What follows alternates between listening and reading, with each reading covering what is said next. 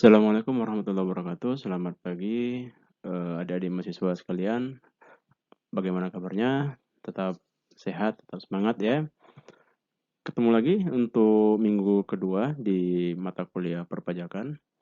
Nah, hari ini kita akan membahas tentang ketentuan umum dan tata cara perpajakan. Itu tetap disimak videonya sampai selesai. Capaian pembelajaran untuk hari ini sesuai dengan CPMK 1 pada RPS yang telah kita bahas minggu lalu. Yang pertama kita akan bahas tentang apa itu pengertian dari wajib pajak, kemudian kewajiban dari wajib pajak itu tersendiri, serta yang ketiga adalah ketentuan umum perpajakan. Definisi atau pengertian pajak menurut Profesor Dr. Rohmat Sumitro SH, beliau mengatakan bahwasanya pajak adalah iuran rakyat kepada negara berdasarkan undang-undang yang dapat dipaksakan dengan tidak mendapatkan jasa timbal atau kontraprestasi yang langsung dapat ditujukan dan digunakan untuk membayar pengeluaran umum.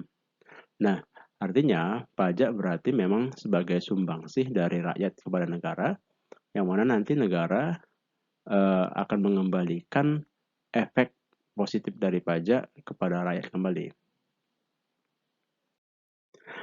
Nah, jika dilihat dari fungsinya, pajak itu ternyata punya dua fungsi pajak. Pertama ada namanya fungsi budgeter, yang kedua fungsi reguleran. Yang pertama, fungsi budgeter itu pajak sebagai sumber dana bagi pemerintah untuk membiayai pengeluaran-pengeluaran, termasuk juga membiayai pendidikan di Indonesia. Jadi, kalau kita bayar pajak, secara langsung kita membantu pemerintah untuk dapat menyelesaikan permasalahan-permasalahan, apakah itu sarana prasarana dan sejenisnya.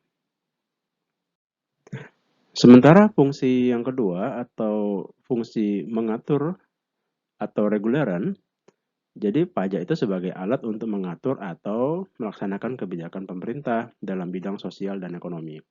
Misalnya, pajak yang tinggi dikarenakan terhadap minuman keras atau miras untuk mengurangi konsumsi minuman keras.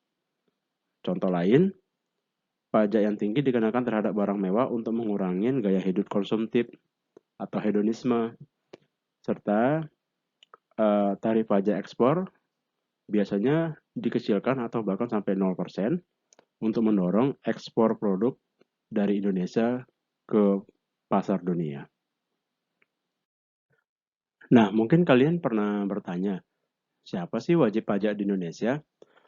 Menurut pasal 1 Undang-Undang Nomor 16 Tahun 2020, wajib pajak itu adalah orang pribadi atau badan yang menurut ketentuan peraturan perundang-undangan perpajakan ditentukan untuk melakukan kewajiban perpajakan, termasuk pemungut atau pemotong pajak tertentu.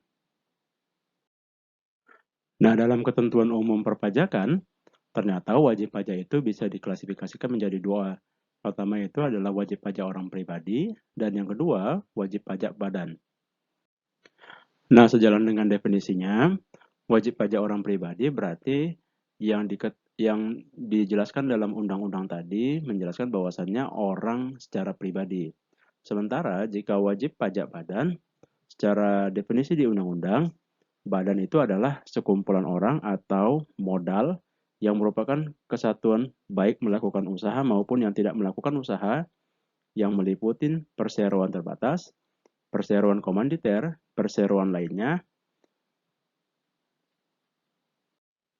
BUMN, BUMD, bentuk usaha lainnya seperti organisasi sosial politik ataupun organisasi sosial jenis lainnya.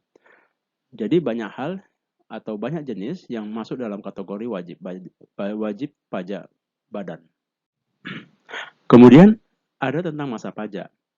Masa pajak itu merupakan jangka waktu yang lamanya sama dengan 1 bulan takwin atau jangka waktu yang lamanya ditetapkan dengan keputusan Menteri Keuangan paling lama 3 bulan takwim. Untuk penjelasan mengenai masa pajak nanti akan kita lihat pada slide selanjutnya. Dan untuk tahun pajak, yaitu jangka waktu 1 tahun takwim, kecuali bila wajib pajak menggunakan tahun buku yang tidak sama dengan tahun takwim. Juga sama untuk tahun pajak, nanti akan kita rinci lebih jelas pada slide berikutnya. Dan terakhir, tentang pajak terhutang, yaitu pajak yang harus dibayar pada suatu saat dalam masa pajak, dalam 1 tahun pajak, atau dalam bagian tahun pajak menurut ketentuan peraturan perundangan perpajakan. Nah, ini merupakan gambaran mengenai tahun pajak. Di tampilan ada satu bilangan waktu mulai dari 1 Januari 2020 sampai 31 Desember 2021, yang mana itu merupakan 2 tahun. Nah, disebut sebagai tahun pajak sama dengan tahun takwim jika dimulai dari 1 Januari 2020 sampai dengan 31 Desember 2020. Dengan kata lain, tahun takwim berarti pengenaan pajaknya genap 1 tahun karena dimulai dari 1 Januari sampai dengan 31 Desember di tahun yang sama. Nah, untuk yang kedua, disebut dengan tahun pajak tidak sama dengan tahun takwim. Sebagai contoh, pengenaan pajak dimulai dari 1 Juli 2020 sampai dengan 30 Juni 2021. Nah, kategori ini pembukuan yang dimulai dari 1 Juli 2020 dan berakhir tanggal 30 Juni 2021 disebut sebagai tahun pajak 2020 karena 6 bulan pertama itu jatuh pada tahun 2020, sementara sisanya dikenakan pajak tahun 2021. Nah, kemudian mahasiswa mungkin pernah dengar tentang NPWP dong, atau nomor pokok wajib pajak, atau sebagian sudah punya NPWP saat ini. Nah, ternyata NPWP itu merupakan nomor yang diberikan kepada wajib pajak sebagai sarana dalam administrasi perpajakan yang dipergunakan sebagai tanda pengenal diri atau identitas pajak dalam melaksanakan hak dan kewajiban perpajakannya. Jika dilihat dari fungsinya, NPWP itu punya 2 fungsi. Pertama, sebagai tanda pengenal diri atau identitas wajib pajak, dan fungsi kedua untuk menjaga ketertiban dalam pembayaran pajak dan dalam pengawasan administrasi perpajakan. Lalu gimana sih caranya mendapatkan NPWP? Semua wajib pajak yang telah memenuhi persyaratan subjektif dan objektif sesuai dengan ketentuan peraturan perundangan pajak dapat melakukan pendaftaran melalui sistem self-assessment. Wajib pajak mendaftarkan diri pada kantor Direktorat Jenderal Pajak untuk dicatat sebagai wajib pajak dan sekaligus untuk mendaftarkan atau mendapatkan nomor pokok wajib pajak. Lalu, apa sanksinya jika seseorang yang sudah wajib atau berhak mendapatkan NPWP tapi tidak mengurus NPWP-nya? Dalam perundangan pajak, setiap orang yang dengan sengaja tidak mendaftarkan diri atau diberikan nomor pokok wajib pajak atau NPWP, atau menyalahgunakan atau menggunakan tanpa hak NPWP, sehingga dapat menimbulkan kerugian pada pendapatan negara, dipidana dengan pidana penjara paling singkat 6 bulan dan paling lama 6 tahun, serta denda paling sedikit 2 kali jumlah pajak terhutang yang tidak atau kurang dibayar dan paling banyak 4 kali jumlah pajak terhutang yang tidak atau kurang dibayar. Apakah NPWP bisa dihapus? Jawabannya bisa. Dalam perundangan pajak, ada 5 hal yang memungkinkan penghapusan PWP. Pertama, diajukan permohonan penghapusan NPWP oleh wajib pajak itu sendiri. Yang kedua, wajib pajak badan dilikuidasi karena penghentian atau penggabungan usaha. Yang ketiga, wanita yang sebelumnya telah memiliki NPWP dan menikah tanpa membuat perjanjian pemisahan harta dan penghasilan dalam hal suami dari wanita tersebut telah terdaftar sebagai wajib pajak. Yang keempat, wajib pajak bentuk usaha tetap menghentikan kegiatan usahanya di Indonesia. Dan yang terakhir, dianggap perlu oleh Direktorat Jenderal Pajak untuk menghapuskan nomor pokok wajib pajak dari wajib pajak yang sudah tidak memenuhi persyaratan subjektif ataupun persyaratan objektif. Nah, jika para mahasiswa telah pernah melihat atau memiliki NPWP, di dalam NPWP itu terdiri dari 15 digit. Nah, di dalam 15 digit itu, 9 digit pertama merupakan kode wajib pajak dan 6 digit berikutnya merupakan kode administrasi perpajakan. Ada beberapa catatan mengenai NPWP. Pertama, wajib pajak yang tidak diwajibkan mendaftarkan diri apabila memerlukan NPWP dapat mendaftarkan diri dan kepadanya akan diberikan NPWP. Yang kedua, setiap wajib pajak hanya mempunyai satu NPWP untuk semua jenis pajak. Yang ketiga, untuk perusahaan perseorangan, NPWP atas nama pemiliknya. Yang keempat, untuk badan, misalnya perseroan terbatas, yang baru berdiri sebaiknya tetap mempunyai NPWP karena apabila rugi dapat dikompensasi dengan tahun berikutnya. Yang kelima, warisan yang belum terbagi dalam kedudukannya sebagai subjek pajak menggunakan nomor pokok wajib pajak dari wajib pajak orang pribadi yang meninggalkan warisan tersebut. Nah, bagi yang pernah bayar pajak, pasti nggak asing nih dengan surat pemberitahuan atau SPT. SPT itu merupakan surat yang oleh wajib pajak digunakan untuk melaporkan perhitungan atau pembayaran pajak, objek pajak dan ataupun bukan objek pajak sesuai dengan ketentuan peraturan perundangan perpajakan. Sesuai dengan definisinya, fungsi SPT itu sebagai sarana untuk melaporkan atau mempertanggungjawabkan perhitungan jumlah pajak. Lalu, apakah kita bisa melakukan koreksi terhadap SPT?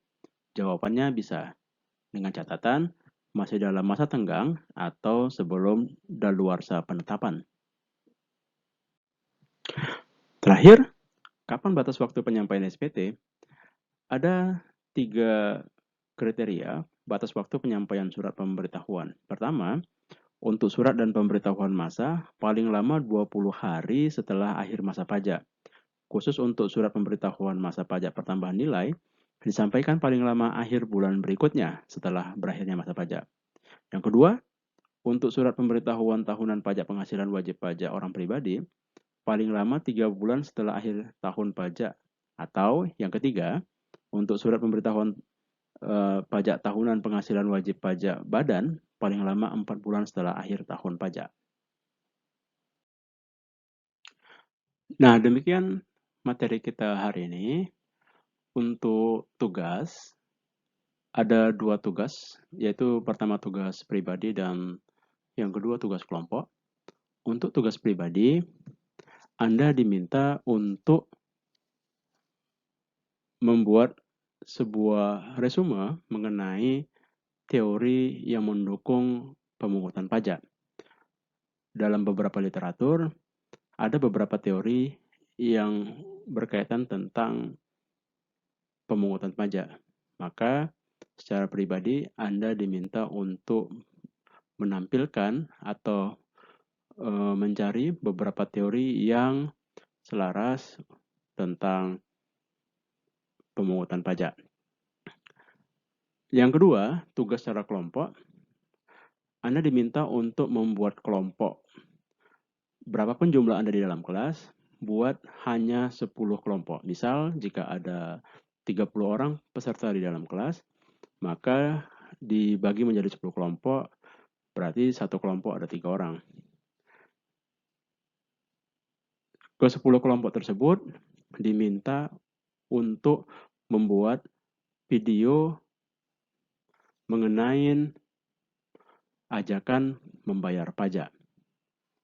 Saya ulangin, sebagai tugas kelompok, Anda diminta untuk membuat sebuah video edukatif mengajak masyarakat untuk membayar pajak. Semakin kreatif dan edukatif video, maka semakin bagus nilainya. Video ini akan saya jadikan sebagai salah satu tugas kelompok saudara. Untuk kedua tugas tadi, dapat dilihat pada masing-masing assignment di pertemuan kedua untuk kejelasan lebih lanjut kapan tugas itu akan dikumpul. Selanjutnya, jangan lupa untuk mengisi presensi dan berita acara kelas di link yang sudah disertakan. Untuk presensi hari ini, presensi atau absensi pribadi, keywordnya adalah orang bijak taat pajak. Saya ulangin, orang bijak taat pajak. Dan berita acara kelas tetap harus diisi oleh perwakilan kelas, apakah itu komisaris tingkat atau sekretaris. Baik, saya kira itu saja untuk materi kita hari ini. Kita jumpa minggu depan di materi selanjutnya di mata kuliah perpajakan. Dapat dicek RPS kita tentang apa materi minggu depan. Tetap sehat, tetap semangat. Selamat pagi dan Assalamualaikum warahmatullahi wabarakatuh.